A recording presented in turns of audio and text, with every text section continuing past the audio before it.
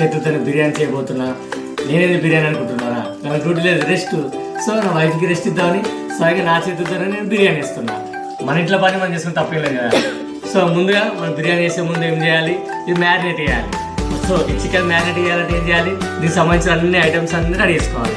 ఇవి అన్నీ చూడండి. ఇదో కారపొడి, పసుపు, పెరుగు, అల్లం, మన పుదీనా ఉన్న మిర్చి పేస్ట్, ఇక మసాలా ఐటమ్స్, సాల్ట్, అన్నీ ఆనియన్స్ ఫ్రైడ్ అన్నీ రెడీ ఉన్నాయి. సో ఇవన్నీ ఇందులో మిక్స్ చేయాలి. దీని ముందు మనం ఏం చేయాలి, లెమన్ తీసుకొని ఇందులో పిండాలి. టేస్ట్ ఉండాలి కదా.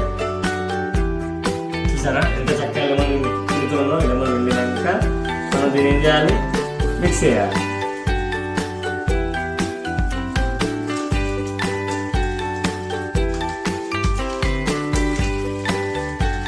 సో లెమన్ కాబట్టి ఈజీగా మధ్య అయిపోతుంది, పెద్ద ఏర్పడది.